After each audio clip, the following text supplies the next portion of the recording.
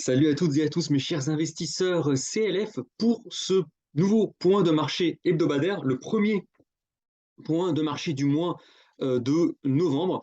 Et on va attaquer tout de suite dans le dur, hein, puisque cette vidéo s'intitule, en référence à la campagne présidentielle de 2012, l'austérité, c'est maintenant.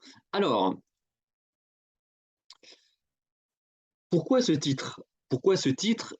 Bah, tout simplement en allusion à la réunion de la Réserve fédérale, hein, du discours de Jérôme Powell, qui a eu lieu mercredi soir et qui a vraiment secoué fortement les marchés. Alors surtout les marchés européens, européens, surtout le CAC 40, n'ont pas trop, n'ont pas été trop bouleversés par cette annonce, mais ça a été accueilli comme un tonnerre aux États-Unis, hein, sur les marchés américains. Et j'explique en fait au travers de cette vidéo pourquoi un discours du patron quand même de la Réserve fédérale qui a eu lieu le mercredi 2 novembre à 20 heures, passé heure de Paris, pourquoi ce discours aura un impact sur nos vies à nous. C'est quoi la différence entre un type que peu de gens finalement connaissent? Alors, peut-être les gens qui suivaient cette chaîne, vous le connaissez, Jérôme Powell, le patron de la Fed, mais la plupart, la grande majorité des personnes, des Français ne connaissent pas Jérôme Powell, et pourtant, le discours qu'il a tenu le soir, le mercredi soir, hein, le 2 novembre, pourrait avoir un énorme impact sur nos vies de tous les jours. Alors vous allez me dire, mais non, notre chef, c'est Emmanuel Macron, c'est pas Jérôme Powell. Pourtant, je vais vous expliquer dans cette vidéo quel peut être l'enchaînement entre ce discours, et si on va jusqu'au bout, hein, toujours, hein, la Fed peut très bien faire marche arrière, mais si on va jusqu'au bout de cette logique, ça peut avoir des conséquences sur notre vie de tous les jours. Alors, je vais sans doute euh, tenir peut-être des propos qui peuvent être provocants dans cette vidéo, mais ce n'est pas du tout mon point de vue à moi. Attention, ce n'est pas mon point de vue que je vais vous livrer, mais je vais vous livrer le point de vue des dirigeants monétaires américains et leur vision des choses. Donc attention, il ne faut pas le prendre pour vous, hein, tout ce que je vais dire dans cette vidéo. Je vous donne le point de vue de Jérôme Powell, pourquoi les marchés ont réagi comme ça, surtout les marchés américains, et ça vous donne aussi la vision que peuvent avoir certaines de nos élites. Alors au niveau de l'actualité, je ne vais pas forcément, pour éviter d'avoir une vidéo trop longue, je ne vais pas forcément trop m'attarder sur ce qui se passe en Ukraine, sur ce qui se passe en Chine, etc. etc.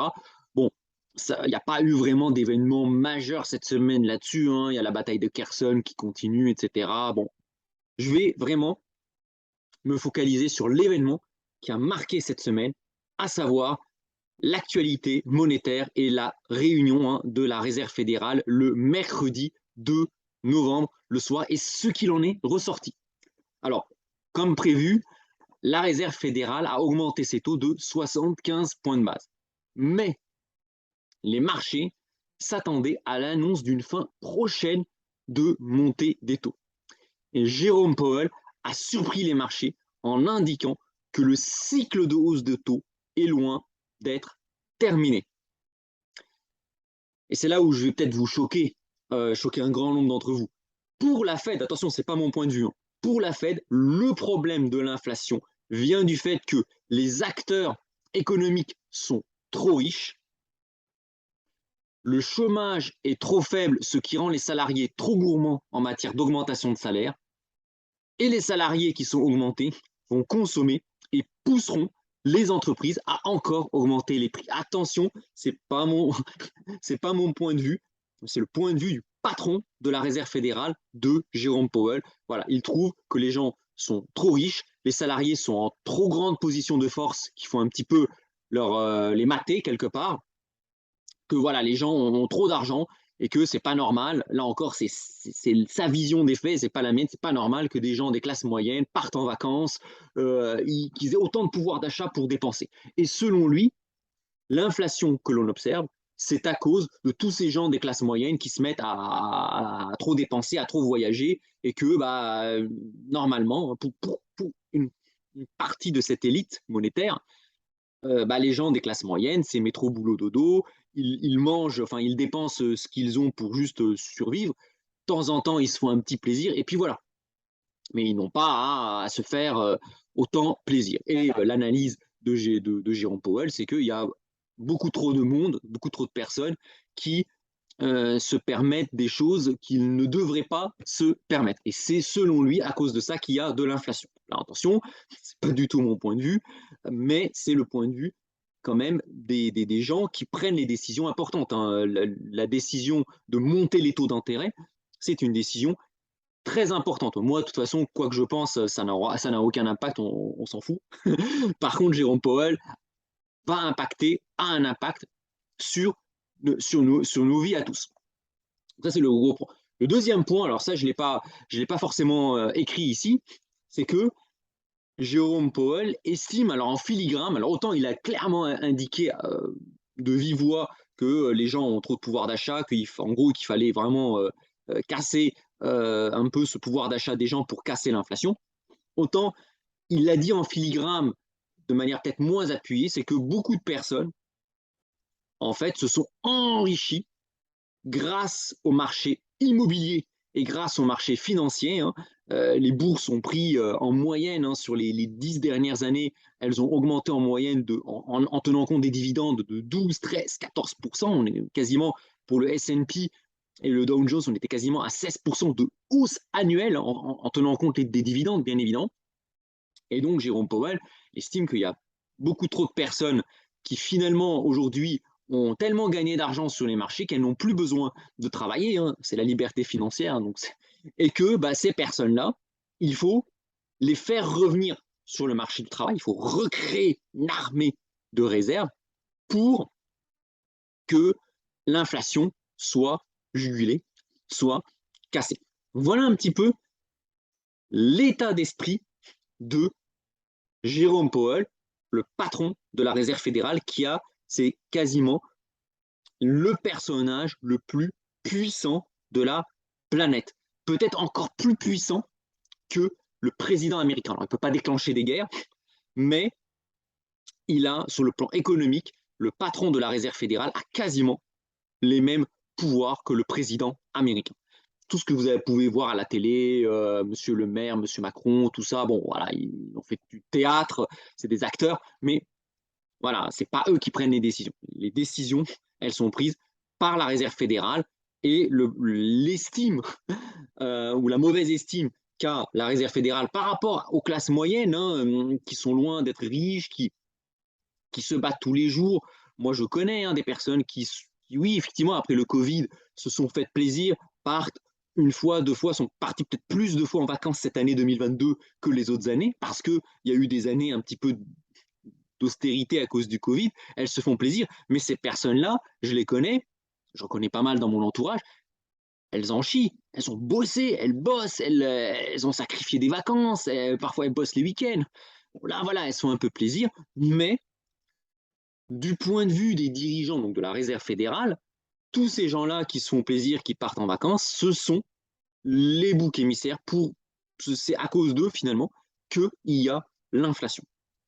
Vous voyez, moi, donc j'ai un vocabulaire assez pénible à entendre, hein. C'est pas facile de dire ça, c'est pas du tout mon point de vue.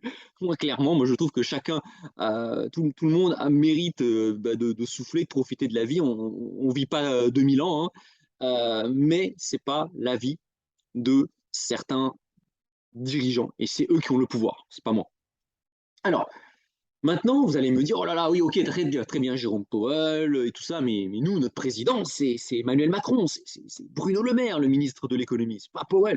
En quoi la décision d'un type, Jérôme Powell, peut avoir un impact sur nos vies à nous, sur la vie de l'employé, du petit cadre qui habite en banlieue, qui fait métro boulot dodo, qui va à Paris, qui bosse, qui revient, qui prend ses vacances. En quoi, si vous faites partie de cette population, en quoi la décision de Jérôme Powell peut m'impacter?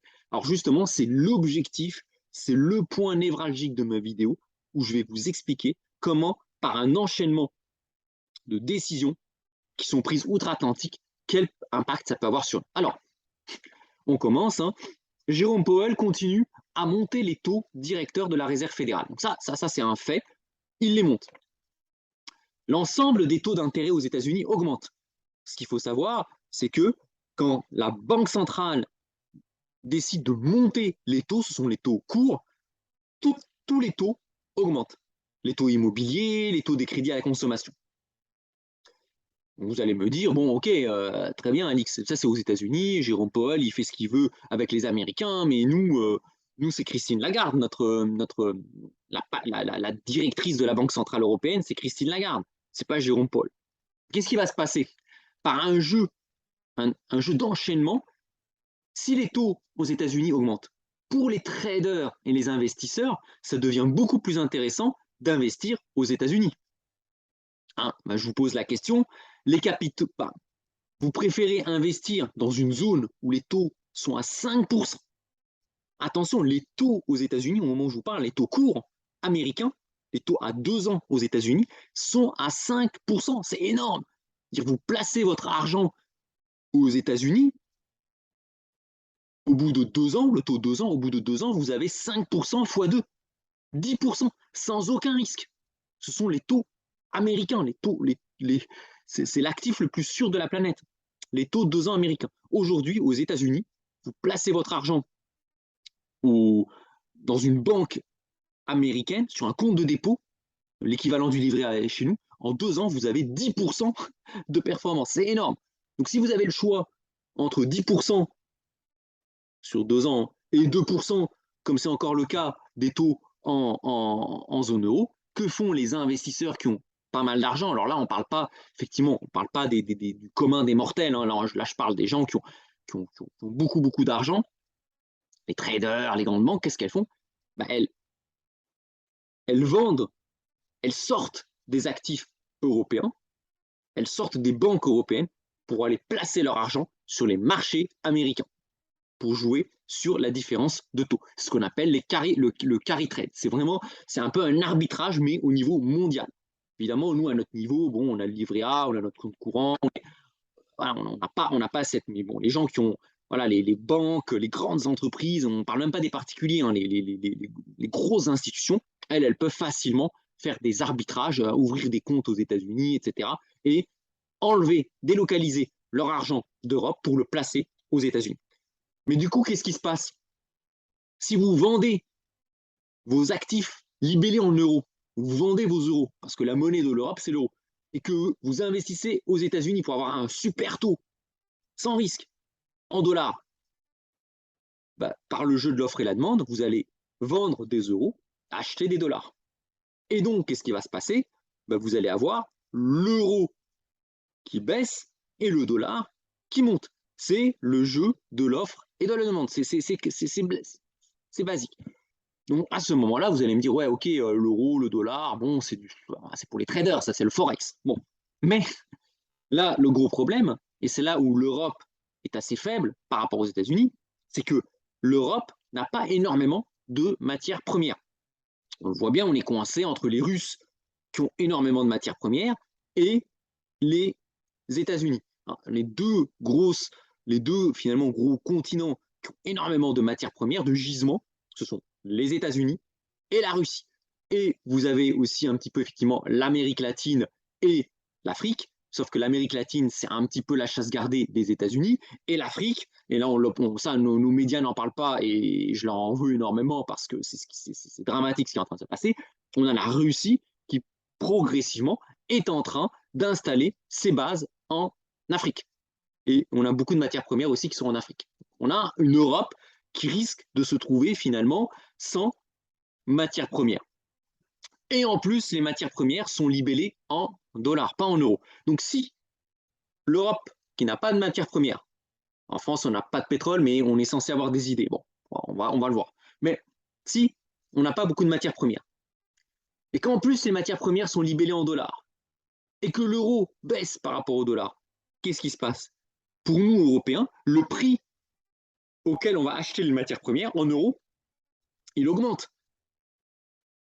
Si le dollar monte par rapport à l'euro, et que les prix des matières premières sont libellés en dollars, bah, il faut de plus en plus d'euros pour nous, Européens, pour acquérir ces matières premières. Donc là, on voit qu'on passe des marchés obligataires, décision de Powell de monter les taux aux États-Unis, au marché d'échange, au prix des matières premières qu'importent les Européens.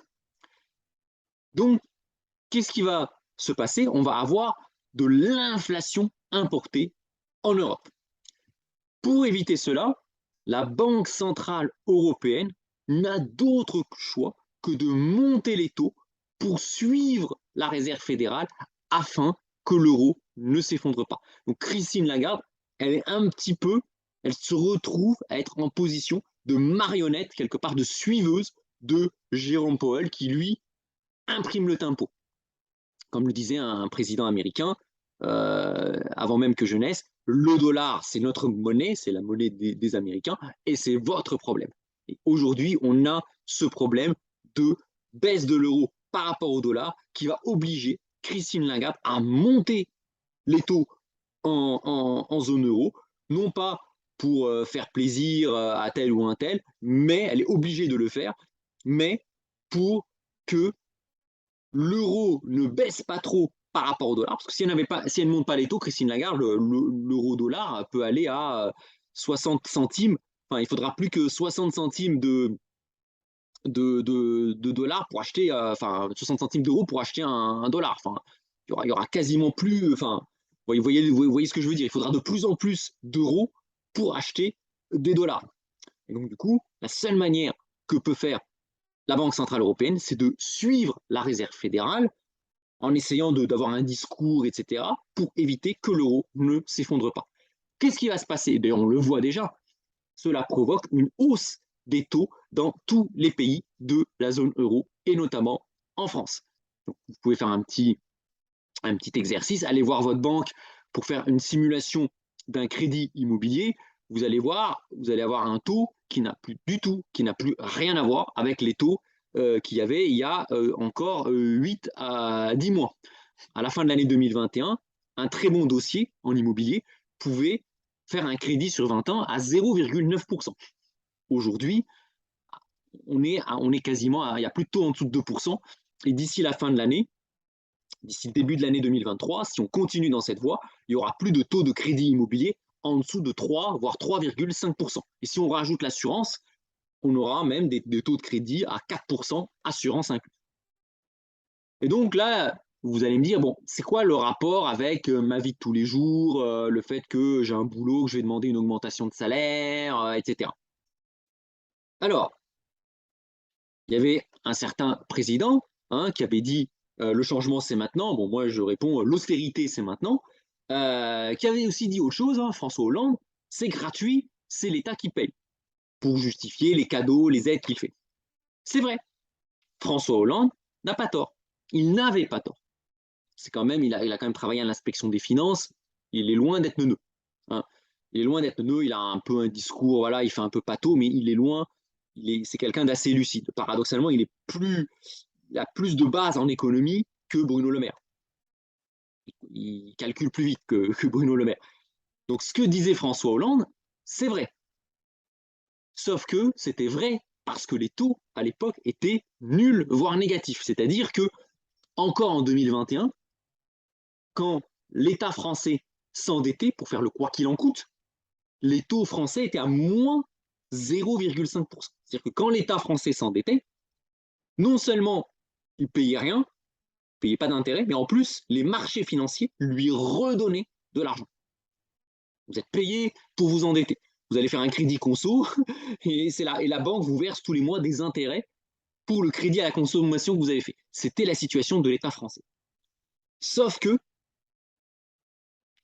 les mesures qu'a mis en place Emmanuel Macron pour sauver l'économie durant le Covid et la crise ukrainienne, et là je vais dire, je ne suis pas forcément pro-Macron, je vais dire bravo, parce que quand on a arrêté l'économie, on a obligé les gens à rester confinés. Alors est-ce que c'était bien ou pas? C'est facile à dire après coup. Au début, quand on a découvert le Covid, on ne savait pas la dangerosité du virus. Donc le fait de faire le premier confinement, c'était pas une mauvaise chose en soi. On a beaucoup critiqué le gouvernement, mais ce n'était pas une mauvaise chose. Et toutes les aides qu'a mises en place Emmanuel Macron, le quoi qu'il en coûte, le chômage partiel, les PGE, ce n'était pas une mauvaise chose. Il a bien fait de faire ça. Mais sauf qu'il pouvait le faire parce que les taux étaient à 0%.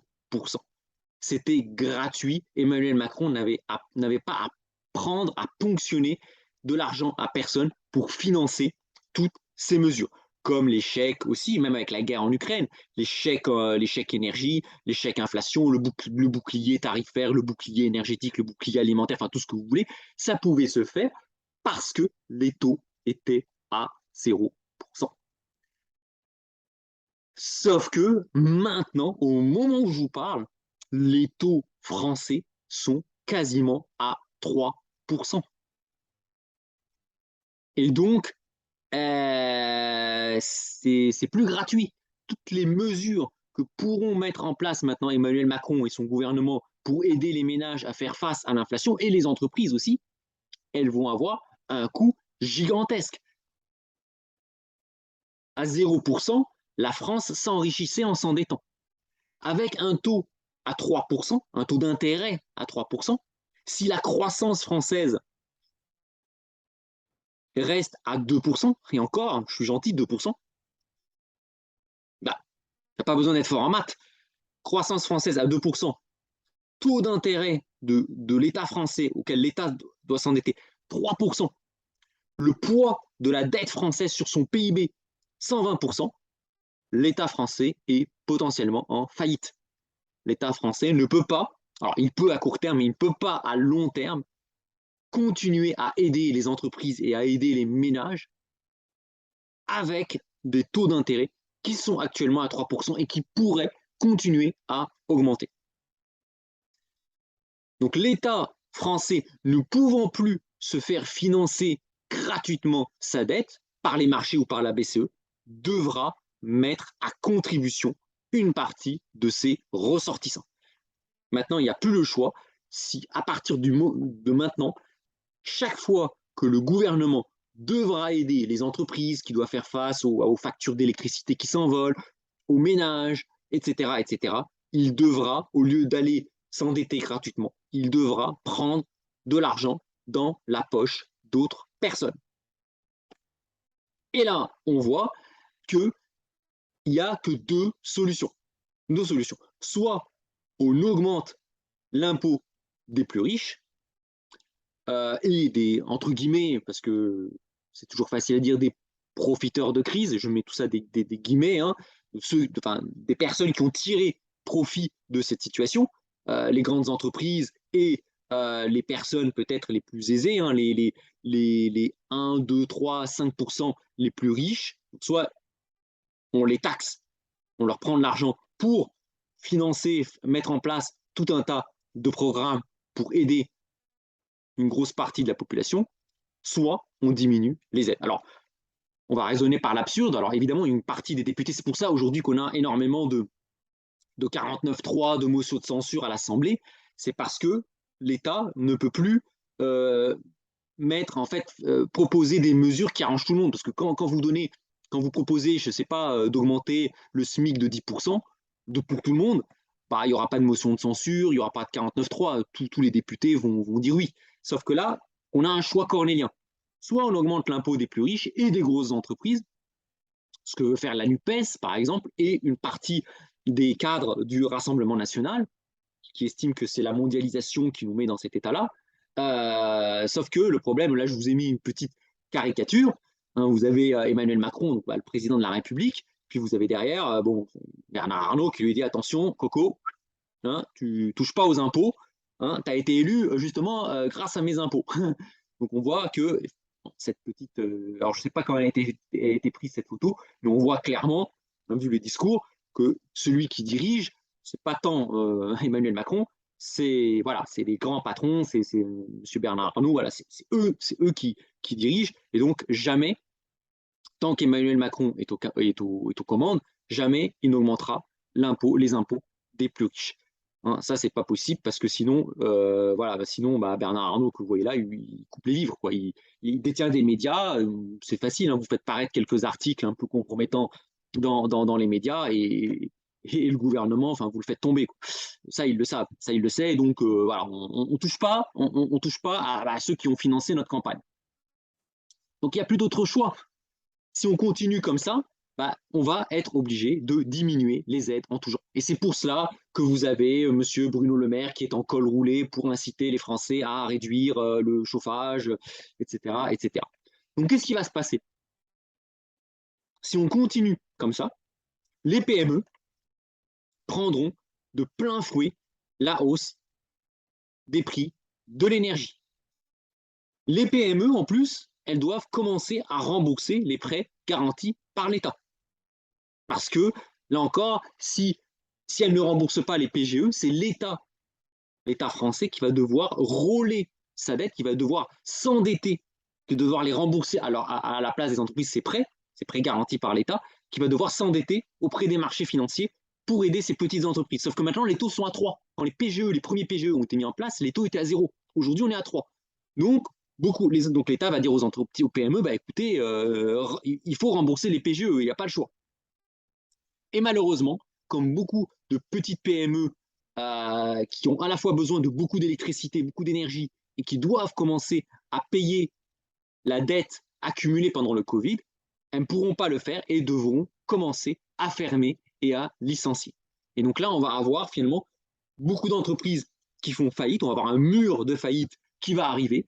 Forcément, tous les salariés, beaucoup de salariés qui vont être mis au chômage vont se mettre à chercher du boulot, donc le chômage va augmenter. Les ménages prendront de plein fouet aussi l'inflation et la hausse du prix de l'essence, hein, et ça le gouvernement a prévenu. À partir de décembre, de janvier 2023, on va commencer à baisser les aides sur l'essence. Et là, qu'est-ce qui va se passer? Le prix à la pompe, il va partir sur la lune. Le prix à la pompe, il va dépasser largement le niveau des 2 euros le litre. Et là, évidemment, vous voyez bien, les chômeurs et ceux qui dépendent des aides vont devoir freiner leur train de vie. Et donc, évidemment, qu'est-ce qui va se passer? Officiellement, les politiques, et là vous entendez la petite musique qui commence à tourner, vont invoquer la lutte contre les profiteurs du système. On va commencer, les politiques vont commencer à stigmatiser telle ou telle ou telle catégorie de la population. Ah, les gens, les baby-boomers qui ont accumulé du patrimoine pendant les 30 glorieuses, on va les taxer un peu plus. Les gens qui se retrouvent au chômage, c'est des profiteurs, ils ne travaillent pas, c'est des feignants. On diminue les aides au chômage. Les gens qui ont besoin de prendre la voiture pour aller bosser, ouais, mais regardez, on a eu un été super chaud, le réchauffement climatique, on ne peut pas continuer à financer le prix du pétrole, le prix du gazole. Donc, faites du covoiturage. Et donc, on va laisser le prix de l'essence augmenter. Et donc, progressivement, entre la hausse du chômage liée à des faillites de petites entreprises et la fin des boucliers tarifaires qui va faire que les ménages vont se prendre l'inflation en pleine poire, en fait, au final, progressivement, l'austérité va finir par toucher tout le monde. Enfin, presque tout le monde. Hein, je pense que les 1% les plus aisés, hein, les élites mondialisées qui sont capables de bouger, de transférer des capitaux d'une zone géographique à une autre, celles et ceux qui sont capables d'avoir des emplois où ils peuvent tirer parti de la croissance mondiale, celles-là, je ne m'inquiète pas trop pour elles. Pareil, paradoxalement, pour les personnes qui font des métiers indispensables pour notre société, hein, les infirmiers, les pompiers, les éboueurs, ces personnes-là, paradoxalement, pourront s'en sortir. Par contre, on a tout un tas de la population qui font ce que j'appelle, entre guillemets, des bullshit jobs, hein, des PowerPoint, des Excel à longueur de journée, et qui, elles, vont se retrouver en tenaille parce qu'elles peuvent ni se délocaliser ou délocaliser leur patrimoine par assez, et en même temps, elles occupent finalement des métiers qui sont assez sensibles à la conjoncture économique. Et donc, au final, l'austérité finira par toucher tout le monde. Donc, vous voyez un petit peu cet enchaînement, et c'est pour ça que c'est hyper important de voir ce qui se passe au aux États-Unis, hein, la décision qu'a prise Jérôme Powell en ce soir du mercredi 2 novembre à 20h30 heure de Paris, va avoir un impact si on va jusqu'au bout. Évidemment, la Fed peut très bien faire machine arrière, hein, attention, mais si on va jusqu'au bout de la logique, ça aura des conséquences énormes sur les classes moyennes françaises. Donc, vous voyez un peu l'enchaînement des choses. Et on commence déjà à le voir. Il y aura quelqu'un qui va devoir payer. Hein. Donc, soit c'est les plus riches, soit c'est les classes moyennes. Aujourd'hui, avec le système en place, Emmanuel Macron, Bruno Le Maire, en fait, le pouvoir d'Emmanuel Macron aujourd'hui, c'est il y a une baisse, une chute des liquidités, l'argent n'est plus gratuit, et il est obligé de faire des choix. Un peu comme Louis XVI à une certaine époque. Hein. La crise en 1789, elle a commencé comme ça. Il fallait faire payer une partie de la population. Soit les riches, soit les autres. Aujourd'hui, Emmanuel Macron, il est en poste uniquement grâce à ses grandes fortunes. Il ne peut pas les trahir, c'est pas possible. C'est impossible. C'est un peu comme si je vous demandais de trahir votre employeur, de balancer des mails avec les secrets de fabrication de l'employeur chez qui vous travaillez. Vous ne pouvez pas faire ça. C'est une faute très grave, une faute lourde. Emmanuel Macron, c'est pareil, il ne peut pas trahir ses grandes fortunes. C'est pas possible. C'est pas que c'est pas bien, il est méchant. C'est pas possible. Il ne peut pas. Il est ici grâce à eux. Et donc, évidemment, celles et ceux qui vont payer la note de tout ça, c'est les autres. Donc, quasiment, voilà, on va dire 90 à 95% de la population. Voilà un petit peu pour ce point focus monétaire. Maintenant, on va passer rapidement sur les marchés. Hein. Donc oui, effectivement, regardez, hein, les taux français repartent à la hausse. On a eu une envolée vers 3%. On a eu une petite accalmie. Et là, depuis cette semaine, les taux français ont repris 30 points de base. Hein, c'est énorme, hein, 0,3%. Donc on repart en direction des plus hauts. Donc on voit bien que les marchés commencent déjà à anticiper le fait que Christine Lagarde devra continuer à monter les taux d'intérêt. Alors, on a un petit écart, hein, une petite exception, c'est le Royaume-Uni qui voit ses taux se ralentir. Mais attention, on est quand même à 3,57. Hein. Effectivement, par rapport aux 5% presque qu'on avait sur les maturités longues il y a encore un mois, effectivement, on a baissé, mais on est quand même encore à 3,5. Les taux anglais sont supérieurs aux taux français. Et là, on voit hein, les taux américains, les taux 10 ans américains qui reviennent quasiment au niveau de leur plus haut, à 4,15%. Et alors là, cerise sur le gâteau, je vous en ai parlé en début de vidéo, les taux 2 ans, là vous avez la courbe des taux américains, alors déjà elle est inversée, on a quasiment un point d'inversion entre le 10 ans et le 2 ans, mais surtout, regardez bien ceci, les taux américains à 2 ans sont à 5%. C'est-à-dire que vous êtes citoyen américain ou vous êtes un investisseur, un gros investisseur institutionnel européen qui est prêt à prendre un risque de change, vous pouvez placer votre argent aux États-Unis avec un taux sans risque, je dis bien sans risque, de 5% par an. Ça veut dire 10% garanti sur 2 ans. C'est énorme. Et là, on le voit, c'est la courbe des taux aux États-Unis. Alors, au niveau des spreads, je vais passer très très vite, les spreads de crédit. Donc ça, c'est très rapidement. Il n'y a pas grand-chose à noter. Ça n'a pas, voilà, la France, l'Allemagne, l'Italie, on est tous logés à la même enseigne. Bon, il n'y a pas, le point d'attention des marchés aujourd'hui, il n'est pas au niveau des spreads de crédit.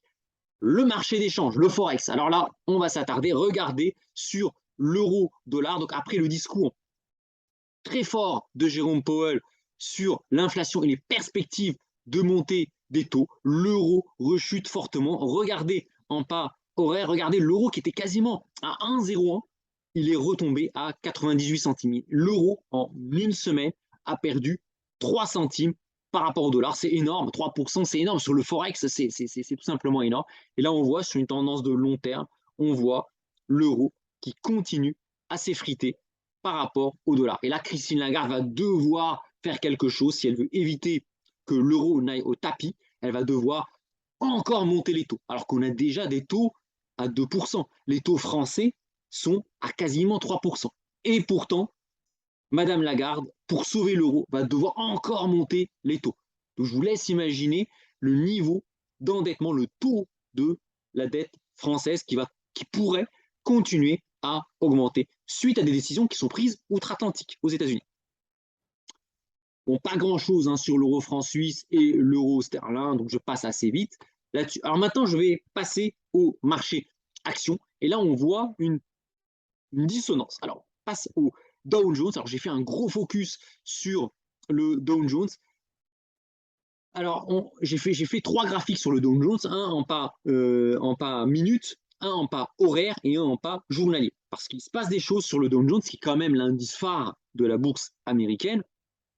On a, à court terme, sur le court terme, on a le Dow Jones qui a été incapable de franchir ce rectangle rouge. Ce rectangle qui est un gap baissier. C'est-à-dire que, je vous rappelle, lors de ma vidéo de la semaine dernière, le Dow Jones était quasiment à 33 000 points. En début de semaine, le Dow Jones a ouvert à 32 800 et quelques points. Donc il y a eu ce qu'on appelle un gap baissier, un gap à la baisse. Ce gap à la baisse, c'est ce rectangle rose que je vous présente. Et durant la semaine, il a tenté de le franchir, de le combler. Et il n'a jamais réussi. Vous voyez, il n'a pas réussi. Dès mardi, il a tenté, il n'a pas réussi. Et mercredi soir, on a cru qu'il allait le franchir suite à la décision de la Réserve fédérale de monter les taux. C'était déjà anticipé par les marchés. Et là, boum badamoum, Jérôme Powell, suite à une question d'un journaliste, a indiqué que le cycle de hausse des taux était loin d'être terminé. Et là, bam, le marché américain s'est littéralement effondré. On a perdu 1000 points en quelques heures. Et là, jeudi, vendredi, on a le Dow Jones qui a essayé de remonter. On a eu une tentative d'attaquer à nouveau ce rectangle hein, en fin de semaine, hein, des vendredis, hein, le vendredi 4 novembre, mais en vain. Et le Dow Jones a rebaissé. Il est même revenu tester les 32 000 points. Donc on a rebaissé. Au moment où je vous parle, on est plus à 32 500. On est à plutôt 32 300 points. On est revenu. On n'arrive pas à casser ce rectangle rose, sachant qu'on a également la résistance baissière, là que vous voyez en orange, daily, qui passe par le seuil des 33 200 points, sans compter le niveau symbolique des 33 000 points. En pas horaire, maintenant on zoome, on prend un peu de hauteur sur le Dow Jones. En pas horaire, le Dow Jones a pour la première fois depuis un mois cassé son canal haussier de moyen terme. Vous voyez le canal haussier, c'est ce rectangle bleu, hein, ce parallélogramme bleu que je vous montre. Le Dow Jones, il était vraiment dedans, bien ancré dedans. Et depuis la décision le discours de Jérôme Powell, vous voyez, on est venu taper sur le bas de ce canal et on n'a pas réussi à le maintenir. Et maintenant, depuis jeudi, on est clairement en dessous de ce canal. On a cassé à la baisse ce canal haussier dans lequel on était déjà depuis un mois. Donc ça, c'est un signal qui n'est pas très positif pour le Dow Jones. Et sur le long terme, donc on zoome encore, on remonte. En pas journalier, on observe que le Dow Jones, pour le coup, il est bien ancré dans son canal baissier, cette fois-ci de long terme, le canal baissier en daily. Et là, on voit, on a des points hauts de plus en plus bas. On a eu le record historique du Dow Jones en tout début d'année, à quasiment 36 800, 36 900 points. Ensuite, au mois d'avril, on a eu un nouveau point haussier qui était situé cette fois-ci à 35 000 points. Puis, en milieu d'été, en août, on a eu un point haussier à 34 000 et des poussières. Hein. Et là, on a le dernier point haussier, il est à 33 000 points. Donc, on a des points haussiers de plus en plus bas et on voit se dessiner un canal baissier que le Dow Jones, pour le moment, n'arrive pas à franchir. Et donc, la question qui se pose, est-ce que la baisse du Dow Jones suite au discours de Powell de mercredi, est-ce que c'est juste un prétexte, une reprise de souffle avant d'attaquer de nouveau la sortie du canal baissier, ou est-ce qu'elle présage d'un retour au plus bas de l'année, c'est-à-dire les 28 500 points. Voilà. Ce qu'on peut dire, c'est que le canal haussier de moyen terme en power a été cassé à la baisse. Donc lui, il est plus trop d'actualité a priori.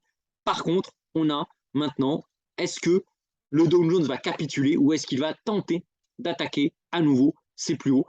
On aura sans doute la réponse la semaine prochaine avec deux événements, l'inflation américaine, la statistique de l'inflation américaine, le CPI, et les élections de mi-mandat aux États-Unis qui pourraient voir les républicains reprendre les rênes aux États-Unis. Je vous rappelle que les républicains ont souvent des politiques pro-marché. Hein, lorsque le Dow Jones a franchi les 20 000 points, c'était en 2016, à la fin de l'année 2016, c'était suite à l'élection de Donald Trump qui a promis pas mal de cadeaux aux entreprises et ça a provoqué un des plus grands rallyes haussiers du Dow Jones de son histoire. Donc, point à surveiller les résultats des midterms. Donc voilà un petit peu ce que j'avais à dire sur le Dow Jones qui souffre des décisions évidemment de Jérôme Powell. Alors, sur le Nasdaq, je passe assez rapidement. Alors, sur le Nasdaq, la configuration elle est beaucoup plus dégradée que le Dow Jones parce que, je vous l'ai déjà dit plusieurs fois, les entreprises technologiques sont plus fragiles par rapport à l'environnement des taux d'intérêt. Alors maintenant, je passe au CAC 40 qui a eu un comportement qui n'a rien à voir avec le Dow Jones. C'est très très rare d'observer ça. On a une énorme poussée du CAC 40 qui, lui, pour le coup, n'a eu rien, excusez-moi d'exprimer, rien à foutre de Powell. Vous voyez, on a eu une petite baisse là, et alors là, on a une envolée très très forte vendredi, et qui a permis au CAC 40 d'aller pousser vers les 6500 points. Alors, pourquoi? Alors ça, c'est assez surprenant. On a eu une très bonne tenue des banques qui profitent de la hausse des taux. Alors, il faut savoir, le CAC 40, il est composé, alors c'est pour ça que c'est important d'aller voir ce qu'il y a dans les indices. Le CAC 40, en gros, il est composé de valeurs cycliques, notamment des bancaires. On a énormément, on a le poids de banques qui est très important au sein du CAC 40. On a le secteur pétrolier et le secteur du luxe. Or, les banques profitent de la hausse des taux et peuvent augmenter leur marge parce que pour le moment, le marché, pour les banques, il anticipe une augmentation des marges que vont prendre les banques sur les emprunteurs. Par contre, ils n'anticipent pas la baisse des demandes de crédit de ces emprunteurs. Pour le moment, c'est ce que le marché voit. Donc, les banques en profitent. On a également une très bonne performance du secteur pétrolier. Ça, effectivement, vous regardez le cours de l'action totale, c'est champagne pour eux, d'où évidemment les remous qu'on a à l'Assemblée nationale avec certains qui taxent les profiteurs de crise. Et on a eu aussi un très fort rebond du secteur du luxe qui semble profiter de la réouverture de la Chine qui veut tourner la page du Covid. Et donc, on voit un CAC 40 qui va à rebours des places américaines. Et puis, il y a aussi le fait, vous savez, ce que je vous ai dit en début de vidéo, les marchés, ils le voient, le marché anticipe que si jamais il doit y avoir une politique de rigueur en France, tant que Emmanuel Macron et son gouvernement sont là, ça sera les ménages, les classes moyennes qui vont trinquer. Ça sera clairement pas, les grandes entreprises ne seront pas mises à contribution. On le voit bien, à chaque fois qu'il y a un amendement à l'Assemblée nationale pour taxer les grosses entreprises, tout de suite, il y a la censure, c'est le gouvernement qui dit niet, qui écarte, qui est même prêt à prendre le risque d'une motion de censure. On a eu des motions de censure déposées contre le gouvernement avec une opposition qui demande à tort ou à raison juste une taxe sur les profits, les gros profits. Sachant qu'aux États-Unis, Joe Biden va mettre en place ces taxes-là, ce qui pénalise un peu les entreprises.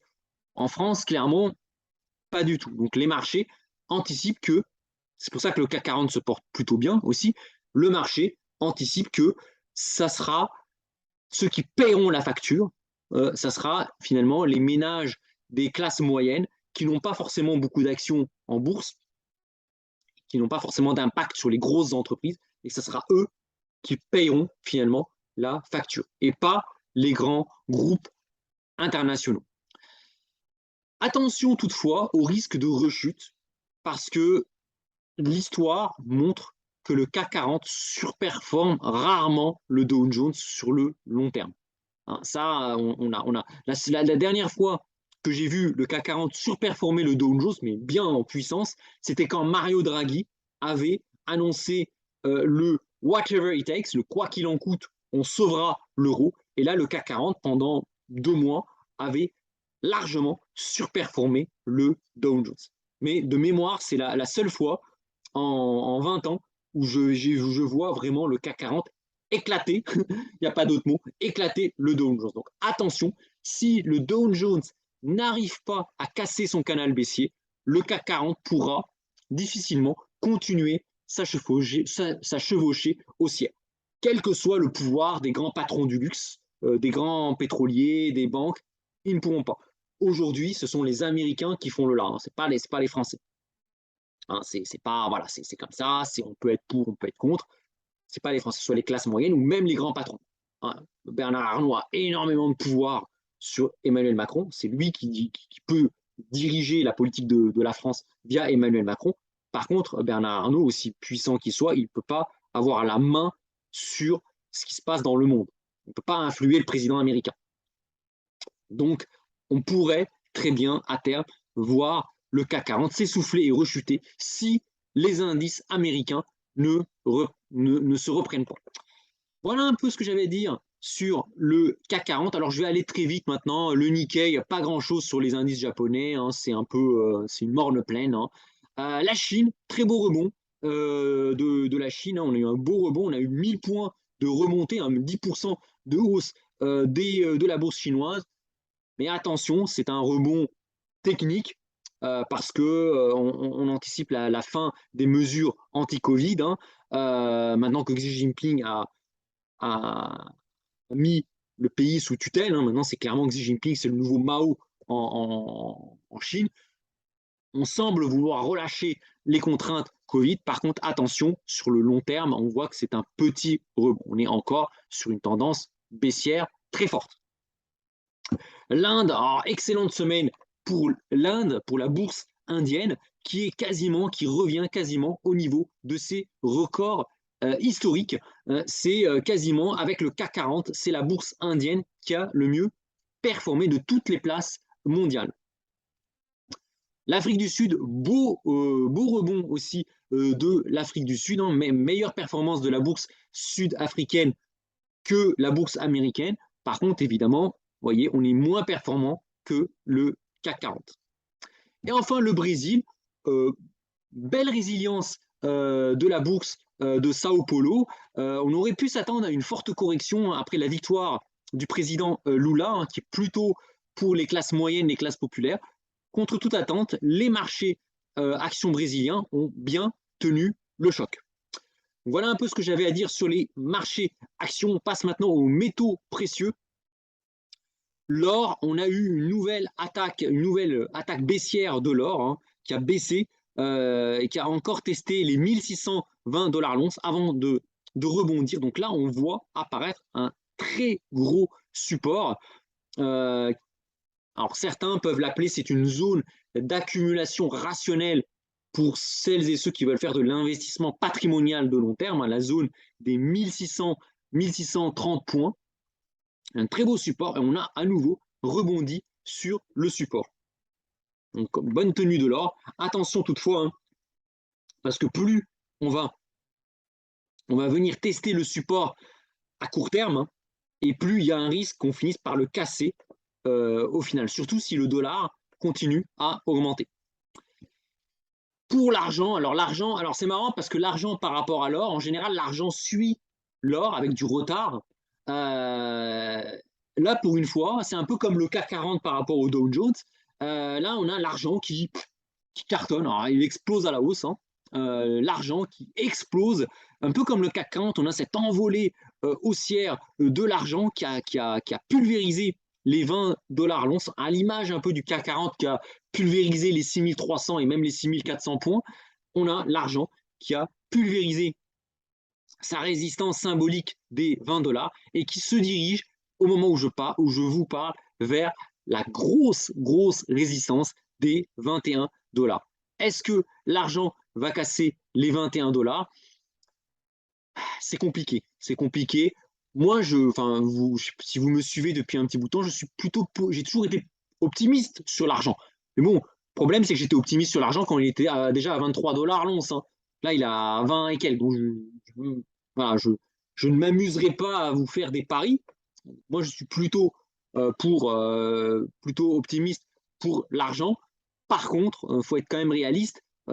Si l'or continue à souffrir, je vois mal l'argent partir au plafond et l'or enfoncer ses supports de 1620 $. Donc attention, hein, l'argent par rapport à l'or, c'est un peu comme le CAC 40 par rapport au Dow Jones. C'est pas le CAC 40 qui va faire bouger le Dow Jones. Là, c'est pareil. C'est pas l'argent qui va faire bouger le marché de l'or. Donc attention, prudence. Moi, je suis content, hein. Mon portefeuille a bien rigolé, a bien souri cette semaine grâce à l'argent, mais prudence. Alors, à contrario de l'argent, alors là, le palladium s'effondre, continue à s'effondrer littéralement. Oh là là, on est passé de carrément 2400 $ l'once à 1813 $ l'once. On a un effondrement du palladium qui a encore perdu 10% sur la semaine. À l'inverse, hein, le platine, pas grand-chose à noter. On continue à monter, mais lentement, hein. C'est une petite hausse poussive, hein. Ça monte lentement. Attention, toutefois, on va arriver à la résistance majeure des 1000 $ pour une once de platine. Voilà un peu pour les métaux précieux, donc qui a été une semaine très contrastée, hein, catastrophique pour le palladium, moyenne pour l'or, moyenne plus pour le platine et génialissime même pour l'argent. Et je continue avec les matières premières. Pour les matières premières, alors on a, malgré les velléités de la Réserve fédérale de continuer à monter les taux, les cours du pétrole libellés en dollars repartent à la hausse et on franchit la zone des 90 $ par baril de pétrole. Donc attention, je reviens là-dessus, attention au risque d'inflation importée en Europe. On a l'euro qui baisse par rapport au dollar et on a un pétrole qui, libellé en dollars, monte. Ça veut dire que le pétrole libellé en euros, il part à pétaouchnok. Et donc là, attention, on va avoir un risque de montée, hein, les prix à la pompe pourraient exploser, hein. Là, si l'euro continue à baisser par rapport au dollar, que le pétrole libellé en dollars monte et que l'État est obligé, hein, suivez ma vidéo, d'arrêter les aides aux particuliers parce que les taux de l'État français montent, ah là, le prix de l'essence, il peut aller à 3 ou 4 € le litre, hein. Attention, là ça devient chaud. Alors, je ne suis pas là pour vous annoncer l'effondrement. Il y a plein de vidéos. Vous allez sur YouTube, hein, tout le monde parle d'effondrement. Bon, moi j'y crois pas trop, personnellement. Moi, j'y crois pas trop. Au contraire, j'ai investi dans pas mal de choses, hein, assurance vie, plan d'épargne action, etc., etc. Donc voilà, donc les gens qui vous parlent d'effondrement, des banques, etc. Bon, moi, personnellement, je ne regarde pas trop, hein. Par contre, il y a un vrai problème. Là c'est le marché, hein. Je ne suis pas en train de vous sortir des théories. Le dollar monte par rapport à l'euro. Le pétrole libellé en dollars monte. L'État va devoir aider moins les ménages et les entreprises parce qu'il est endetté et que les taux en France ont monté, hein. Regardez les taux, ça, je vous ai montré les graphiques. Il n'y a pas de miracle. Si on continue comme ça, les prix à la pompe vont exploser. Je dis bien exploser. Attention, hein, peut-être le moment de faire le plein. Voilà. Le gaz, alors là, c'est aussi, hein, le gaz se stabilise, hein, donc après une baisse, hein, de 50% durant ces 2 derniers mois, le gaz semble marquer une stabilisation. Donc là, attention, si le gaz se remet à augmenter alors même qu'on a une réserve fédérale qui est assez agressive par rapport au taux d'intérêt, là encore, ça pourrait générer pour nous, Européens, encore de l'inflation importée. Pour le cuivre, on a un petit regain d'appétit sur le cuivre. Alors ça, c'est en corrélation avec la Chine. Le cuivre, c'est un peu un indicateur, un baromètre très avancé de la croissance mondiale et notamment de la croissance chinoise. Et le fait qu'il y ait un espoir de lever des restrictions Covid en Chine, ça a eu un impact aussi sur les cours de bourse chinoise et aussi sur le cuivre parce qu'on anticipe que, évidemment, l'activité industrielle va redémarrer en Chine et donc la consommation en cuivre va redémarrer aussi, ce qui explique cette petite remontée du cours du cuivre. Pour le blé, pas grand-chose à noter. On a eu une volatilité intra-hebdomadaire suite à la décision de la Russie de sortir de l'accord sur les céréales, mais pas grand-chose. On a eu un gap haussier suivi d'une baisse, mais pas grand-chose sur le long terme. Pareil pour le maïs, pas grand-chose à signaler. Et je termine maintenant ce point de marché sur les crypto-monnaies. Pareil, pas grand-chose à signaler. Le Bitcoin fait du surplace. Alors, on a une petite tentative de casser les 21 000 dollars le Bitcoin. Bon, mais quand on regarde un graphique de long terme, c'est assez calme sur le Bitcoin. Pareil aussi sur l'Ethereum, on a du surplace, on tourne autour des 1500 dollars par once d'Ethereum. Alors, en conclusion, la décision de la Réserve fédérale a été le point important de la semaine. Le discours très dur de Powell a eu des effets divers sur les marchés. Un Dow Jones qui corrige, un Nasdaq qui chute et un CAC 40 qui n'en a eu rien à faire, très résilient et qui a même enchaîné les records hebdomadaires. Les actions des marchés émergents ont globalement eu une bonne semaine. L'Afrique du Sud qui résiste bien, la Chine qui rebondit, le Brésil qui monte et alors l'Inde qui revient carrément au niveau de ses records historiques. Les matières premières qui tiennent très bien, ce qui est quand même inquiétant par rapport aux objectifs des banques centrales de mater l'inflation. Très difficile de savoir quel actif va tirer son épingle du jeu. Moi, je privilégie toujours l'approche patrimoniale plutôt qu'une approche trading vu le rythme des portes de saloon.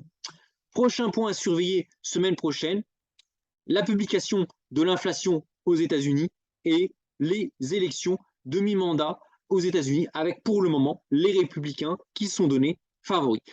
Voilà un petit peu pour ce point de marché. Voilà, pour celles et ceux qui voulaient avoir, vous pouvez fermer la vidéo maintenant. Pour celles et ceux qui s'intéressent un petit peu à mes stratégies, ce que je fais sur mon portefeuille, je vous fais un petit point sur mon portefeuille. Alors, la baisse donc des plus-values, vous voyez là, c'est les plus-values réalisées, cumulées que j'ai fait. Donc, on a eu une baisse ici suite au rollover des obligations qui a eu lieu début septembre. La baisse a été totalement effacée, donc progressivement, depuis début septembre, donc ça fait maintenant 2 mois, progressivement. Donc à force de faire des allers-retours sur les marchés, de prendre des couvertures, etc. Donc progressivement, mes plus-values continuent à augmenter. Donc la grosse chute liée aux moins-values obligataires a été effacée par toute une série de positions que j'ai prises ces 2 derniers mois. Hedging sur les actions, achat un petit peu d'argent, achat de cacao, achat sur la bourse chinoise, achat aussi sur le CAC 40 quand il a eu les plus bas en septembre. Donc voilà, par toutes ces prises de position d'achat-revente, je suis revenu quasiment, donc j'ai pu effacer la baisse de début septembre suite au rollover des positions obligataires. Ça a été globalement une bonne semaine pour moi, même une très bonne semaine.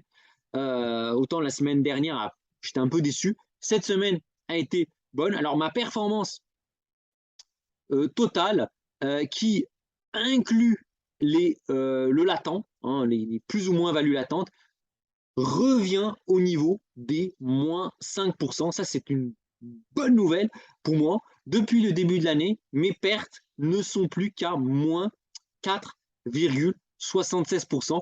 Donc ça, c'est plutôt une bonne surprise, hein. Donc là, vous avez l'évolution de la performance totale cumulée de mon portefeuille. Donc depuis le début de l'année,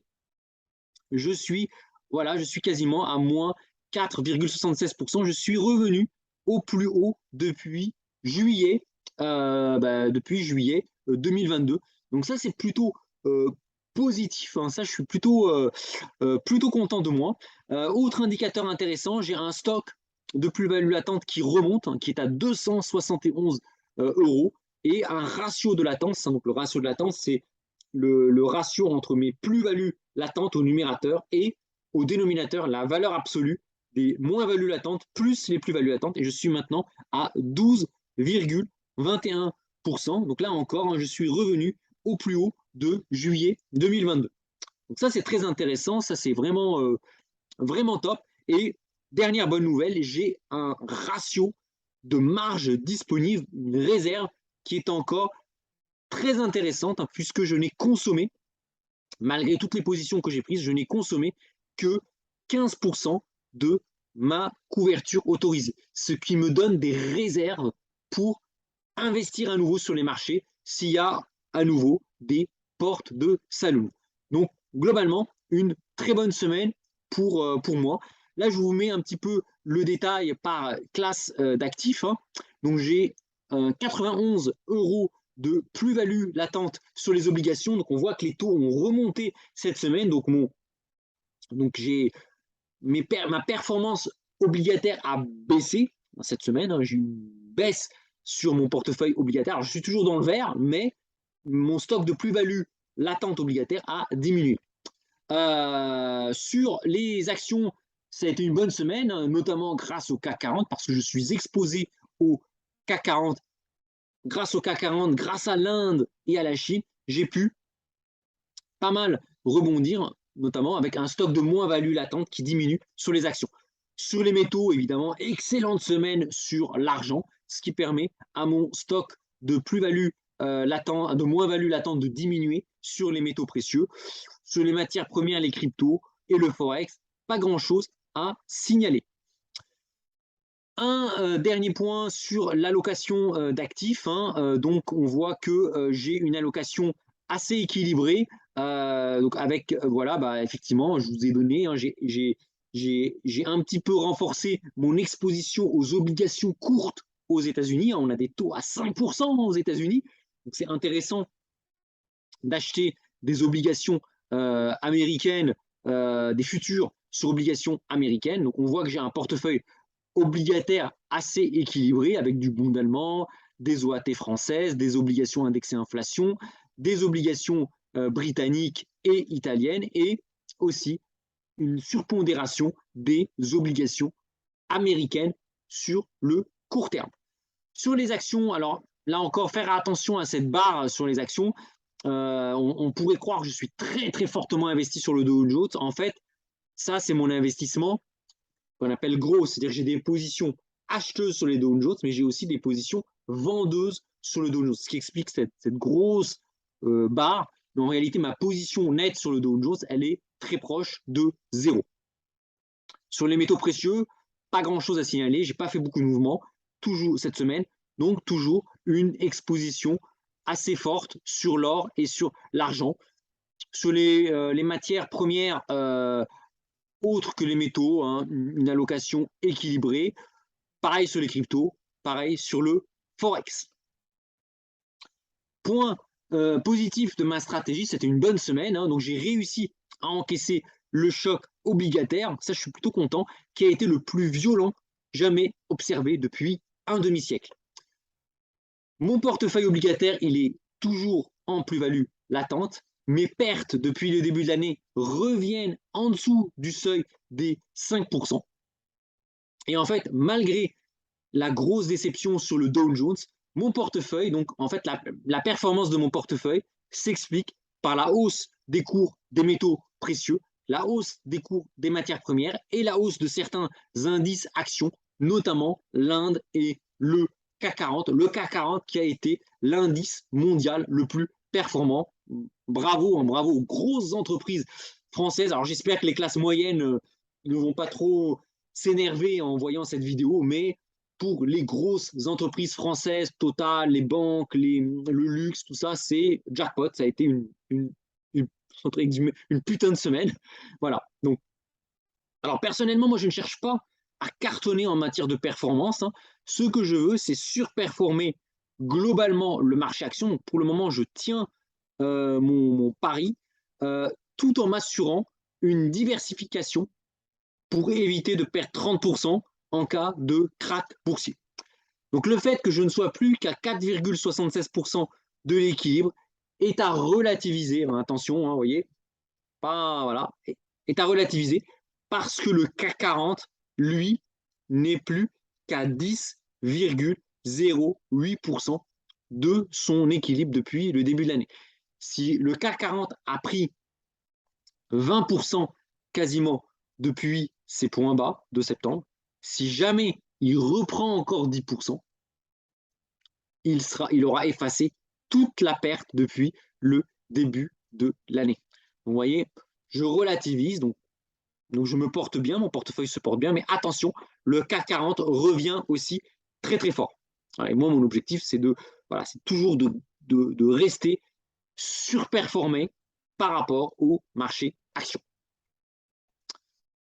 Donc voilà un petit peu pour cette vidéo, hein, ce point de marché qui peut énerver, hein. Moi, quand j'ai rédigé, hein, toutes ces slides, je me suis mis à la place de la classe moyenne, notamment la classe moyenne française. Voilà, c'est pas agréable, hein, c'est une vidéo qui est pas agréable à suivre si vous faites partie de la classe moyenne, parce qu'en gros, ça vous dit quoi? Ça vous dit que les Américains prennent des décisions sur les taux, on va souffrir, et ceux qui vont porter sur eux le poids de l'austérité, ça sera les classes moyennes. En gros, hein, pour faire simple, quasiment toutes les personnes qui gagnent moins de 4 à 5 000 euros par mois, hein, toutes les personnes qui gagnent moins de 5 000 euros par mois, ça sera elles qui vont porter le poids de l'austérité.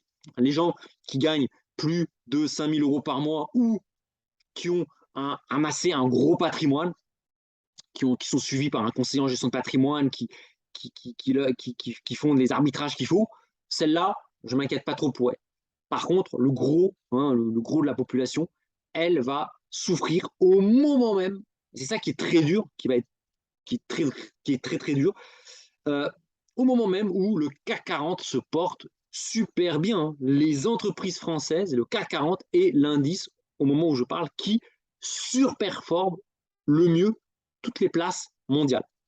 Donc ça, au sein de la population, c'est compliqué. Donc attention, pour Emmanuel Macron, ça va être compliqué. D'un côté, il ne peut pas trop taxer, il ne peut pas mettre à contribution les gens les plus aisés, parce que bah, c'est eux qui ont financé sa campagne, hein. Donc Bernard Arnault tient Emmanuel Macron, hein. Souvenez-vous de la petite caricature, hein. Vous avez Emmanuel Macron qui est là, qui est hésitant, puis vous avez un Bernard Arnault qui bombe le torse, qui lui dit clairement ce qu'il faut qu'il fasse. Mais de l'autre, il ne peut pas non plus faire porter l'austérité sur la classe moyenne parce que, souvenez-vous des Gilets jaunes. Donc, ça va être compliqué pour le pouvoir en place, hein, cette situation, hein. Voilà, à la limite, si tout baisse, bon, on peut dire voilà, c'est la crise pour tout le monde souffre. Mais là, on a clairement des entreprises du CAC 40 qui cartonnent et de l'autre, une classe moyenne qui va souffrir. Qui va souffrir, hein. J'espère que vous avez profité de 2022 parce que 2023, ça va être costaud, hein, si on continue comme ça. Donc voilà un petit peu pour cette vidéo qui est pas voilà qui est assez hétérogène, hein. Il y a du plus, du moins, il y a à prendre et à laisser, comme on dit. Voilà, bah, j'espère que ça ne vous a pas trop démonté le moral. En tout cas, vous pouvez prendre votre destin en main. Hein, c'est pas voilà, pour vous, hein, pour l'ensemble des gens, à moins, sauf celles qui sont à interdit bancaire à découvert tous les mois, bon, à part cela, mais pour toutes celles et ceux qui arrivent à mettre un petit peu de côté tous les mois, encore, hein, bah, vous pouvez faire partie des gagnants. Hein, c'est pas, voilà, il faut pas voir ça comme une fatalité. Vous pouvez faire partie des gagnants, mais il faut prendre les bonnes décisions. Il faut prendre les bonnes décisions, formez-vous, regardez les vidéos. Moi, toutes mes vidéos, elles sont gratuites, il n'y a pas d'engagement. Formez-vous, Puis si vous n'avez pas le temps, faites-vous accompagner par un conseiller en gestion de patrimoine. Mais il faut faire quelque chose. Il faut faire quelque chose parce que sinon, il y aura des gagnants, des perdants. Les gagnants, ils sont déjà connus. Les perdants, il y aura des perdants. Et essayez de prendre les décisions qui feront en sorte que vous ferez partie des gagnants. Voilà. Écoutez, en tout cas, je vous souhaite une bonne journée, un bon week-end et j'espère vous retrouver dans une semaine pour une nouvelle vidéo. Ça pourrait être assez riche parce que je vous donnerai les détails de ce qui s'est passé avec l'inflation américaine et surtout le résultat des élections de mi-mandat aux États-Unis. Prenez bien soin de vous et à très bientôt. Salut tout le monde.